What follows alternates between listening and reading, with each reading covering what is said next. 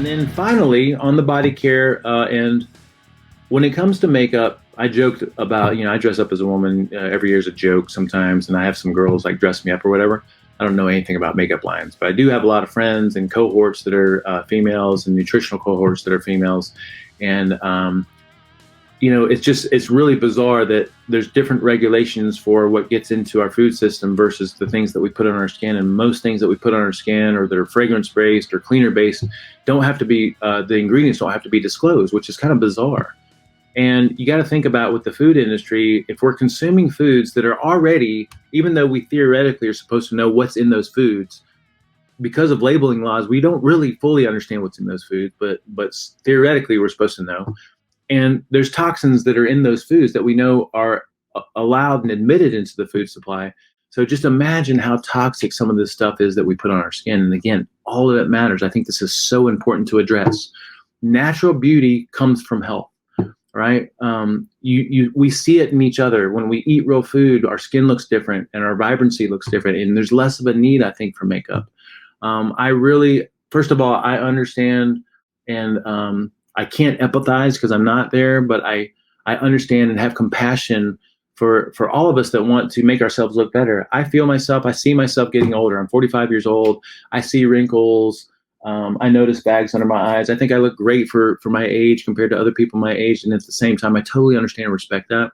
But I just want us to understand that, like, you're beautiful the way you are. You really are. Someone is going to love you for exactly the way you are and who you are, just like I found someone who does. And I think we need to have that mindset to be healthy over the long term, And if you're going to do something, it needs to be elegant and simple and minimal. Because, again, health comes from within. Health comes from the food and the sun and the sleep and everything else that we know is good for us, okay? So that being said, there's only a few makeup lines that all the people that I have talked to and all my nutritional cohorts and holistic health cohorts have recommended. One of the top ones is Beauty Counter.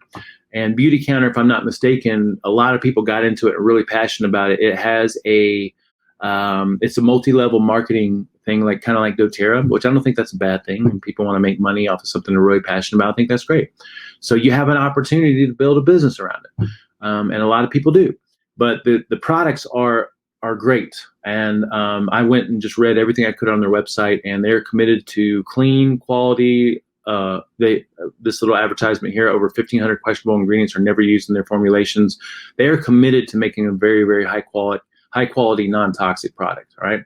So Beauty Counter is awesome. I'm not sure about price point, how expensive it is. I've heard amazing things about Primal Life Organics.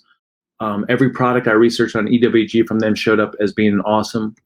And then the final one is this one called Araza Natural Beauty. Okay. And I've got a couple people that I follow that actually recommended them. So, and I think that's about everything that we've got. So relatively quicker content here. But I think the bottom line is that, again, we're trying to control everything that we can control. We want to chip away at each thing that we can as we come to it.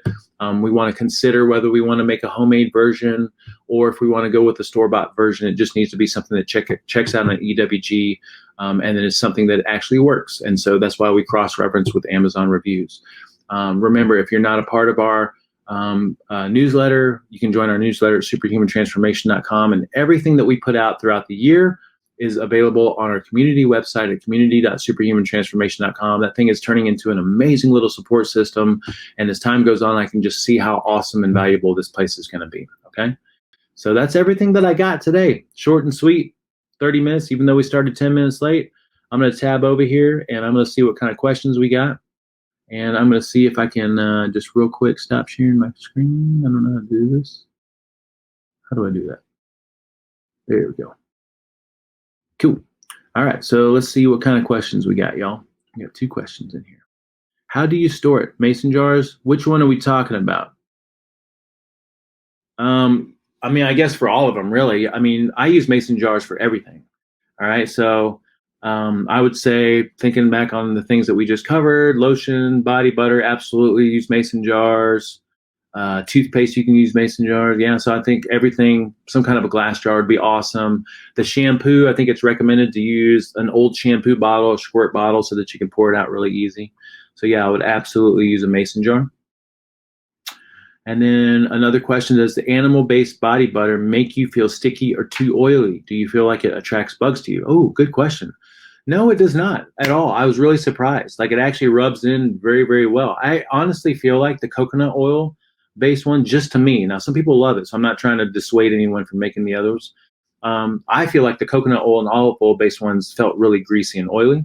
The animal based one, it was a little bit more firm, so you had to melt it in your hand. And but when it went on, like, it just, I mean, I don't feel anything right now. I feel like it completely dissolved. I feel like the beeswax does a lot in it, you know. So, but again, everything is worth experimenting with.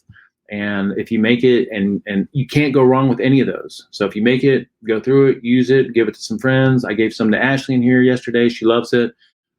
She didn't like the smell of the plain one, so, and it wasn't pungent or strong, but she's going to add a little essential oil to it or something. But again, you can use it, give it away, move on to something else, and just keep experimenting and tinkering, because this is definitely going to be better than most store-bought lotions.